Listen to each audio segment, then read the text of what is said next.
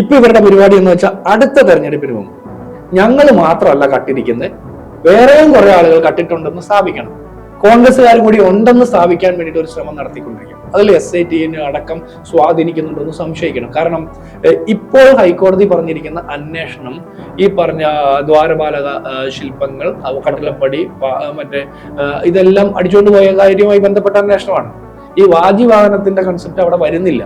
അവർ അന്വേഷിച്ചോട്ടെ, വേറൊരു FIR ഇട്ട് അന്വേഷിച്ച് അത് പോയിട്ട് പോട്ടെ. ആദ്യം പറഞ്ഞ കാര്യം അന്വേഷിക്കണ്ടേ? നേരത്തെ പറഞ്ഞപ്പോ ശബരിമല സ്വർണ്ണക്കൊള്ള, അതിനകത്ത് CPM പറയുന്നത്, അല്ല മുഖ്യമന്ത്രി പറഞ്ഞത്, അത് ചർച്ചയായിരുന്നെങ്കിൽ ഈ പറയുന്ന പോലെ BJPക്ക് വോട്ട് പോകുമെന്നായിരുന്നു. പക്ഷേ ശബരിമല ഈ റിസൾട്ട് വന്നതിന് പിന്നാലെയാണ് ശബരിമലയുമായി ബന്ധപ്പെട്ടുണ്ടായ ഒരു പാരഡി ഗാനത്തിനെതിരെ പോലും CPM കേസെടുക്കുന്ന ഒരു സാഹചര്യം ഉണ്ടായി.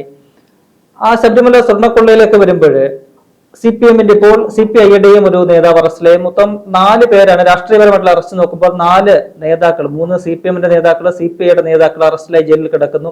ഇപ്പോഴും അവർ പറയുന്നത് ഇവർക്കെതിരെ ഒന്നും നടപടി എടുക്കാൻ കഴിയുന്നില്ല. കഴിഞ്ഞ ദിവസം ജനറൽ സെക്രട്ടറി MA ബേബിയും സംസ്ഥാന സെക്രട്ടറി MB ഗോവിന്ദനും പറയുന്നത് ഞങ്ങൾക്ക് ബോധ്യപ്പെടണം, എങ്ങനെയാണ് ഇവർക്ക് ഇത് ബോധ്യപ്പെടുക എന്നൊരു ചോദ്യം അവിടെ അവശേഷിക്കുന്നുണ്ട്. കാരണം പല കൊലപാതക കേസുകളിലും സുപ്രീം കോടതി വരെ ശിക്ഷിച്ചിട്ടുള്ള CPMന്റെ നേതാക്കളെയും ഇവർ കുറ്റക്കാരെ ഇപ്പോഴും കാണുന്നില്ല. അപ്പോൾ ഈ പറയുന്ന ശബരിമലയിൽ സ്വർണം കട്ട ഈ പത്മകുമാറും N വാസവും വിജയകുമാറും ഉൾപ്പെടെയുള്ളവർ എങ്ങനെ കുറ്റക്കാരാണ് എന്നിവരെ ബോധ്യപ്പെടുത്തുന്ന ഒരു ചോദ്യം അവിടെ നിൽക്കുന്നുണ്ട്. അതൊരു വശത്ത്.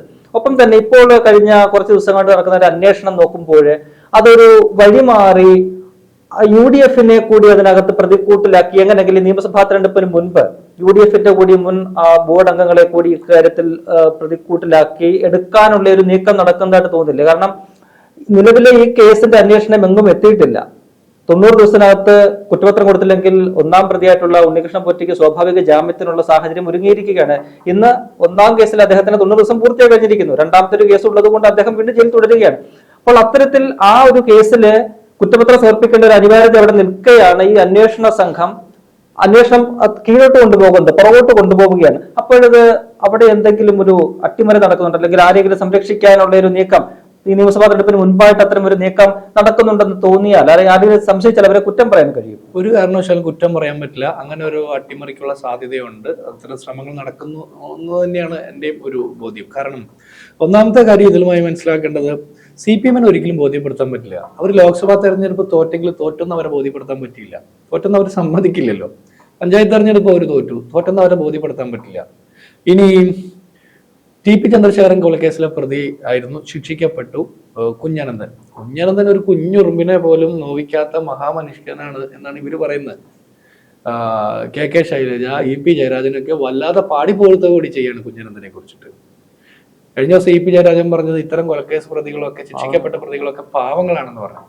CPMന്റെ ഏതെങ്കിലും ഒരു നേതാവ് അവർക്ക് ഈ മനുഷ്യരോട് അല്പമെങ്കിലും അവർ വലിയ മാനവീയതയെക്കുറിച്ച് പറയുന്നുള്ളൂ? TP ചന്ദ്രശേഖരൻ കൊലക്കേസിലെ പ്രതികളായിട്ട് കോടതി കണ്ടെത്തി ശിക്ഷിച്ച പ്രതികൾ, കിർമാണി മനോജ്, ട്രൗസർ മനോജ്, ഈ പറഞ്ഞ ഷാഫി, മറ്റവരൊക്കെ കൊടിസൂനി, ഇവരൊക്കെ ഉണ്ടല്ലോ, ഇവർ കുറ്റവാളികളാണ് എന്നൊരു വാക്ക് CPMന്റെ ഏതെങ്കിലും ഒരു നേതാവിന്റെ വായിൽ നമ്മൾ കേൾക്കും?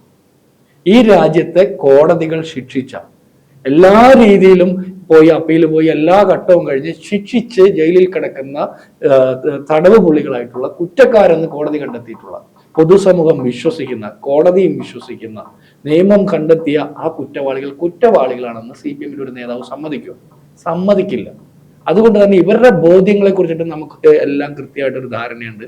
ഇവർക്ക് ബോധ്യപ്പെടുത്തുക എന്നുള്ളത് നമ്മുടെ സമൂഹത്തിന്റെ ഉത്തരവാദിത്തമല്ല. M പത്മകുമാർ ഇവർ പറഞ്ഞ SITയുടെ അന്വേഷണം നേരായ മാർഗത്തിലൂടെയാണെന്നാണല്ലോ ഇവർ പറയുന്നത്. തന്ത്രിയെ അറസ്റ്റ് ചെയ്തപ്പോൾ അത് നല്ല നടപടിയും, M പത്മകുമാറിനെയും വാസുവിനെയും പിന്നെ മുരാരി ബാബു, മറ്റേ സുധേഷ് കുമാർ, വിജയകുമാർ, ഇവന്മാരെയൊക്കെ പിടിച്ചകത്തിട്ടപ്പോ അതിൽ ക്ലാരിഫിക്കേഷൻ വേണമെന്നും പറയാം. അതെങ്ങനെയാണ്? ഇവരുടെ വൈരുദ്ധ്യാത്മിക ഭൗതികവാദം പോലെ ഒരു ഇരട്ട പരിപാടിയാണത്. അത് ശരിയല്ല. പിണറായി വിജയൻ ഇരട്ട ചങ്കുണ്ടാവും. നവീൻ ബാബുവിന്റെ കേസിൽ പ്രതിയാക്കപ്പെടേണ്ടിയിരുന്ന മറ്റേ പ്രശാന്തന് ഇരട്ട ഒപ്പും ഇരട്ട പേരൊക്കെ ഉണ്ടാവും. ഇവർക്ക് എല്ലാ കാര്യത്തിലും ഇരട്ട നിലപാട് പാടില്ല. തന്ത്രിയെ പിടിച്ച SITയുടെ നിലപാട് ശരിയും കൃത്യമാണ് എന്ന് പറയുകയും, ഈ പത്മകുമാറിനെ അതുപോലെയുള്ള ശങ്കർദാസ് അടക്കമുള്ള മുഴുവണ്ണത്തിനെയും വാസുവിനെയൊക്കെ പിടിച്ചിട്ട നടപടിയെ കുറിച്ച് ഞാൻ ക്ലാരിഫിക്കേഷൻ വേണം, പരിശോധിക്കണമെന്ന് പറഞ്ഞാൽ അത് ശരിയല്ല. ഒരേ കേസിൽ അറസ്റ്റിലാക്കപ്പെടുന്ന ആളുകളാണ് ഇവർ. സ്വർണം കടത്തിയ കേസിൽ അറസ്റ്റിലാക്കപ്പെട്ടത്. ഈ റിപ്പോർട്ട് 2019 വന്നിട്ട് ദേവസ്വം വിജിലൻസ് റിപ്പോർട്ട് വന്നിട്ട് 6 വർഷക്കാലം മൂടി വെച്ചു. പുതിയ ദേവസ്വം ബോർഡിന്റെ കാലത്ത് ഇതേ ഉണ്ണികൃഷ്ണൻ പോറ്റിയുടെ കയ്യിൽ ഇതേ സാധനങ്ങൾ വീണ്ടും അഴിച്ചുകൊണ്ട് പോകാനുള്ള സൗകര്യം ചെയ്തു കൊടുക്കാന്നായിരിക്കും. ഹൈക്കോടതി കൈയോടെ പിടിച്ചില്ലായിരുന്നെങ്കിൽ ഉമ്മാർ വീണ്ടും അത് ചെയ്തേനെ. ഇനി ഇപ്പൊ ഇവരുടെ പരിപാടി എന്ന് വെച്ചാൽ അടുത്ത തെരഞ്ഞെടുപ്പിന് മുമ്പ് ഞങ്ങൾ മാത്രമല്ല കട്ടിരിക്കുന്നത്, വേറെയും കുറെ ആളുകൾ കട്ടിട്ടുണ്ടെന്ന് സ്ഥാപിക്കണം, കോൺഗ്രസ്സുകാരും കൂടി ഉണ്ടെന്ന് സ്ഥാപിക്കാൻ വേണ്ടിയിട്ട് ഒരു ശ്രമം നടത്തിക്കൊണ്ടിരിക്കുക. അതിൽ SIT അടക്കം സ്വാധീനിക്കുന്നുണ്ടെന്ന് സംശയിക്കണം. കാരണം ഇപ്പോൾ ഹൈക്കോടതി പറഞ്ഞിരിക്കുന്ന അന്വേഷണം ഈ പറഞ്ഞ ദ്വാരപാലക ശില്പങ്ങൾ, കട്ടിലപ്പടി, മറ്റേ ഇതെല്ലാം അടിച്ചുകൊണ്ട് പോയ കാര്യവുമായി ബന്ധപ്പെട്ട അന്വേഷണമാണ്. ഈ വാജിവാഹനത്തിന്റെ കൺസെപ്റ്റ് അവിടെ വരുന്നില്ല. അവർ അന്വേഷിച്ചോട്ടെ, വേറൊരു FIR ഇട്ട് അന്വേഷിച്ച് അത് പോയിട്ട് പോട്ടെ. ആദ്യം പറഞ്ഞ കാര്യം അന്വേഷിക്കണ്ടേ?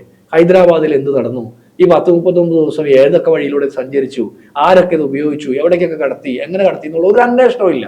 ഇപ്പൊ നിങ്ങൾ സൂചിപ്പിച്ച പോലെ ഉണ്ണികൃഷ്ണൻ പോറ്റി ആദ്യത്തെ കേസിൽ അറസ്റ്റിലായിട്ട് 90 ദിവസം പൂർത്തിയാക്കുക. നോർമലി അയാൾക്ക് ജാമ്യം കിട്ടേണ്ട വകുപ്പായി സമയമായി. അപ്പൊ അടുത്ത കേസിൽ അറസ്റ്റിലായതുകൊണ്ടാണ് അവിടെ കിടക്കുന്നത്. ഇവരെ രക്ഷപ്പെടുത്താൻ വേണ്ടി ശ്രമിക്കുകയാണ്. ഇനി ഇവർ പറഞ്ഞത് പ്രകാരമാണെങ്കിൽ ഇപ്പൊ 2017 വാജിവാഹനം കൊടുത്തതുമായി ബന്ധപ്പെട്ട കാര്യമാണല്ലോ പറയുന്നത്. തന്ത്രിക്ക് കൊടുത്തു, അതിൽ ഇവർ പറയുന്നത് പ്രയാർ ഗോപാലകൃഷ്ണനും അജയ് തറയിലും ഉണ്ടെന്നാണ് ഇവരുടെ ആരോപണം. ഇത് കൊടുത്ത സമയത്ത് അവിടെ CPM-ന്റെ ദേവസ്വം ബോർഡ് മെമ്പറായിട്ടുള്ള കെ രാഘവൻ ഉണ്ടല്ലോ. അപ്പൊ അയാള് മുൻകാല പ്രാബല്യത്തോടെ അയാളും കള്ളനാവും. അപ്പൊ ആ സഖാവും കൂടി കള്ളനാക്കപ്പെടുകയല്ലേ. ഇവർ ഏത് ആർഗ്യുമെന്റ് വെച്ചാലും ഇവർക്ക് തന്നെയാണ് ഈ സ്വന്തം കാലിന് വെടിവെക്കുന്ന പരിപാടിയാണ്.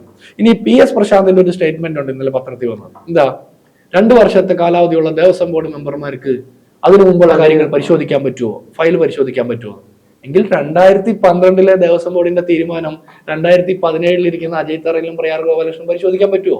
PS പ്രശാന്തിന് ഇല്ലാത്ത പ്രത്യേക കഴിവുകൾ, അമാനുഷിക കഴിവുകൾ അവർക്കുണ്ടാകില്ലല്ലോ. അപ്പൊ PS പ്രശാന്ത് തന്നെ അവർ പ്രതിയെന്ന് ചൂണ്ടിക്കാണിക്കുന്ന ആളുകൾക്ക് രക്ഷപ്പെടാനുള്ള സൗകര്യം പ്രശാന്ത് തന്നെ ആർഗ്യുമെന്റിലുണ്ട്. ഇനി രണ്ടാമത്തെ പ്രശാന്തിന്റെ ഒരു ആർഗ്യുമെന്റ്, പ്രശാന്തിന്റെ സമയത്ത് ഇത് അഴിച്ചുകൊണ്ടുപോയി വിൽക്കാനും മറ്റേ പരിപാടിക്കും സ്വർണം പൂശാനൊക്കെ കൊടുത്ത നടപടിയിൽ സാങ്കേതികമായിട്ടുള്ള ചില കുഴപ്പങ്ങളുണ്ട്, ചില തെറ്റുകൾ സംഭവിച്ചിട്ടുണ്ട്, കോടതിയെ അറിയിക്കാതെ ചെയ്തതിൽ അതിൽ ഞങ്ങൾ മാപ്പപേക്ഷ കൊടുക്കുന്നു. ഈ തെമ്മാടിത്തരം മുഴുവൻ ചെയ്തിട്ട് മാപ്പപേക്ഷ കൊടുത്താൽ മതിയെങ്കിൽ വാജിവാഹനം കൊടുത്ത കേസിൽ ഒരു മാപ്പപേക്ഷ കൊടുത്താൽ തീരാവുന്ന പ്രശ്നമല്ലേ ഉള്ളൂ. അപ്പൊ പ്രശാന്ത് പറയുന്ന സ്റ്റാൻഡ് എടുത്താലും ഈ CPM-ന്റെ നേതാക്കന്മാർ പറയുന്ന സ്റ്റാൻഡ് എടുത്താലും ഏത് സ്റ്റാൻഡ് എടുത്താലും ഇവർ തന്നെയാണ് പ്രതിയാക്കപ്പെടുന്നത്. ഒറ്റ കാര്യമേ ഉള്ളൂ, ഏത് കാലത്ത് ഉണ്ണികൃഷ്ണൻ പോറ്റി വന്നാലും പിണറായി വിജയന്റെ കാലത്താണ് ഈ കൊള്ള നടന്നിട്ടുള്ളത്, പിണറായി വിജയന്റെ കാലത്താണ് ഇത് മൂടി വെക്കപ്പെട്ടിട്ടുള്ളത്. സഖാക്കന്മാരാണ് ഇതുവരെ ജയിലിൽ പോയിട്ടുള്ളത്, സഖാക്കന്മാരാണ് ഈ കള്ളന്മാരെ സംരക്ഷിച്ചിട്ടുള്ളത്. ഇതിന് ഉത്തരവാദിത്തം അവർ പറയണം. ഈ പത്മകുമാർ ഒരേ സമയം പത്തനംതിട്ട ജില്ലാ കമ്മിറ്റിയിലും അതേസമയം തന്നെ ജയിലിലും കിടക്കുന്ന പരിപാടി എങ്ങനെ ഇവർ ന്യായീകരിക്കുക? ഇപ്പോഴും പാർട്ടിക്ക് 10-60 ദിവസം കഴിഞ്ഞിട്ടും പാർട്ടിക്ക് ബോധ്യം വന്നിട്ടില്ല പത്മകുമാറിന് ഇതിലൊരു ബന്ധമുണ്ടെന്ന് ബോധ്യം വന്നിട്ടില്ല. ഇവര് ലോകത്തുള്ള സകല കാര്യത്തെ കുറിച്ചിട്ടും ആമസോൺ കാർഡുകളിലെ അടിക്കാടിന് തീ പിടിക്കുമ്പോൾ അന്വേഷണം നടത്തി റിപ്പോർട്ട് വെക്കുന്ന പാർട്ടിയാണ്. ഇവർക്ക് ഇപ്പോഴും പത്മകുമാറിന്റെ ബന്ധം എന്താണെന്ന് മനസ്സിലാക്കാനായിട്ടൊരു അന്വേഷണം നടത്തിയിട്ടില്ല. MA ബേബി തൊട്ട് താഴത്തെ ബ്രാഞ്ചിലുള്ള സഖാവ് വരെ ഇപ്പോഴും ഇതിൽ ഉത്തരം കിട്ടാതെ അലയുക. ഇപ്പൊ ഗ്രഹസമ്പർക്കത്തിന് പോകുന്ന ആളുകളോട് പറഞ്ഞിരിക്കുന്ന ഡയറക്ഷൻ എന്താ? തർക്കിക്കരുത്, ചില ചോദ്യങ്ങൾക്ക് ഉത്തരം പറയണ്ട, സൗകര്യം പോലെ ഒഴിഞ്ഞു മാറണമെന്ന്. അപ്പൊ എന്തിനാ ഈ നാണം കെട്ട പരിപാടിക്ക് പോകുന്നത്? ഇവര് നടപടി എടുക്കണ്ടേ? ഈ SIT-യുടെ അന്വേഷണം എന്ന് പറഞ്ഞാൽ ഹൈക്കോടതിയുടെ മേൽനോട്ടത്തിലാണ്.